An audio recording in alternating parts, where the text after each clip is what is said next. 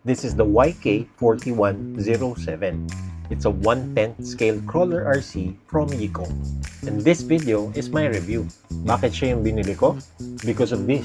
And this, and this, and this, and this. Sa madaling sabi, gusto ko yung itsura niya. Kasi yun naman ang unang mag-a-attract sa'yo pag namimili ka ng RC. This model was based on the 1996 Nissan Patrol. Hindi man naaminin ng Yikong, pero obvious na obvious, diba? In this video, pag-usapan natin yung pros and cons niya at saka yung technical features nitong YK4107. Tara, isa-isahin natin. Kabit muna natin yung battery. Turn on the transmitter, long press. Yung switch ng RC, nandito sa baba. Meron siyang 2-speed transmission, low speed, high speed. Yung lighting niya nakaset up sa 3-position switch. Headlight engine lights, full headlight with light bar. The RC uses a brushed 32-turn motor. The kit uses a Hobbywing 1060 ESC or 1040. I'm not sure kasi pwede rin ang 1040 at 1060 sa 32-turn. The receiver is waterproof, and this ESC, by the way, can run 2S or 3S. The kit uses a total of 5 servos, isa para dun sa tank turn, dalawa pang lock ng front and rear differential, isa para dun sa 2-speed gear, and last but not the least is yung steering servo. 15 kg servo ang ginamit nila sa harap, 25 kg servo naman para sa likod. Out of the box, kasama ang oil-filled adjustable shocks, saka stainless steel links. Hindi siya namamagnetize kasi stainless. Hindi ko mapapakita, pero yung gears niyan sa loob are all metal. So, hindi ka masyado mag-aalala na may masisira dyan. Just make sure to once in a while open it up and grease it. Pero pag bago yan, maghihintay ka ng mga ilang taon bago mo gawin. Again, depende sa paggamit. The drive shafts are plastic, pero so far sa abuse na ginawa ko sa kanya, hindi pa naman nasisira. These metal bash plates are not stock. Binili ko nga pala yan as an add-on. Pati itong magnetic latching mechanism niya, I bought this separately. Binilhan ko rin siya na 3D printed Nissan badge para maging legit. Kompleto ang lighting setup niya. Front signal lights, rear signal lights, reverse light, saka brake light. Sa harap naman, fully functional ang kanyang light bar, tsaka headlights. Angel eyes, headlight, kasama yung light bar. Pag-usapan naman natin itong included transmitter.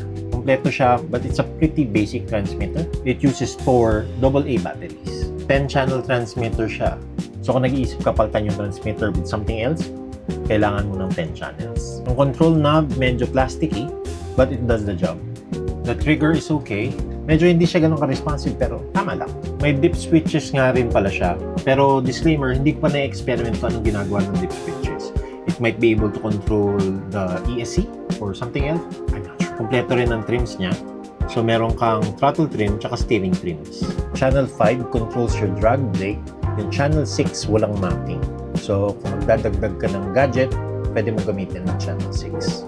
Testing ng drag brake. Pag nakatodo siya to the left side, walang drag brake. So, your car will roll. Pag minax out mo sa kabila, may drag brake siya. Yung steering nga pala ng Yikong 4107 uses an oil-filled shocks. This will function as a servo saver in case ipit yung gulong mo sa mga bato. Ito rin siguro ang reason kung bakit 15 kg servo ang kinabit nila sa harap. Pwede mo nga pala makontrol yung front and rear differentials independently. Pressing this button will lock the front diff. This other button controls the rear diff. Right now, open yung differentials. So, kahit i-throttle ko yan, hawakan ko to, okay siya. Pag oras na pinindot ko tong button na to, ilalock niya ng front diff. So, kahit hawakan ko to, ikot yan, pero open yung diff ko sa likod.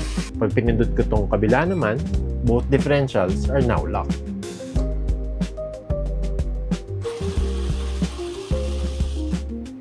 Isang special dito sa Yikong 4107 is yung tinatawag nilang tank turn. It's controlled by this button. Ang ginagawa ng tank turn, nilalock niya yung rear wheels mo depending on where you are turning. Ang effect nun is that mas magiging tight yung turn mo going left or going right.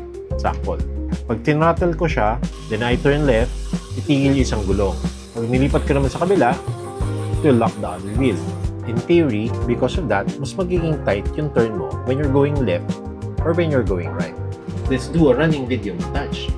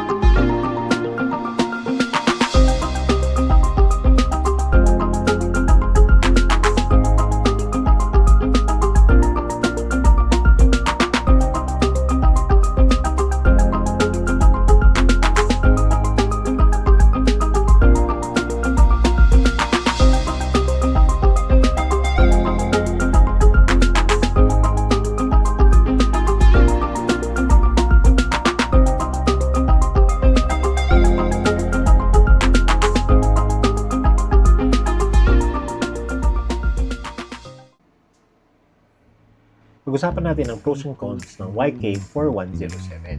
Unang pro na pwede natin pag-usapan is yung features na. Sobrang dami niyang features. Lahat ng features na yon, kung hanapin mo sa ibang unit, iba na yung price point. Hindi ganito kamura. Believe it or not, at the price of 18,500, it's not that bad. Comparable models sa ibang brands will take you up to 20,000 more. Yung body niya, matibay. Nakita niyo naman sa running video ko, nalasubas ko na siya. Buo pa rin. Wala pang biyak yan, kahit isa. Hindi ko nabanggit kanina, pero naka-portal access din yan. So yung ground clearance niya, mas mataas, mas madali mag-cross ng obstacles.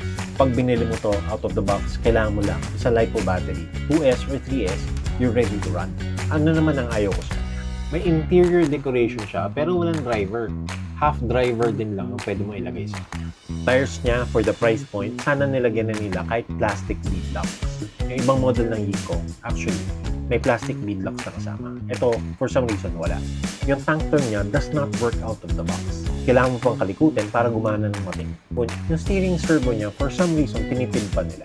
Ginawa pa nila 15 kg servo. Sana ginawa man lang 20 or 25. Kailangan mo kasi ng mas malakas na servo, lalo na pag bumigat na yung rod mo. Bibigat yan pag nagdagdag ka ng mga brass knuckles at kung ano-ano pang pampabigat para mas kumapit sa terrain.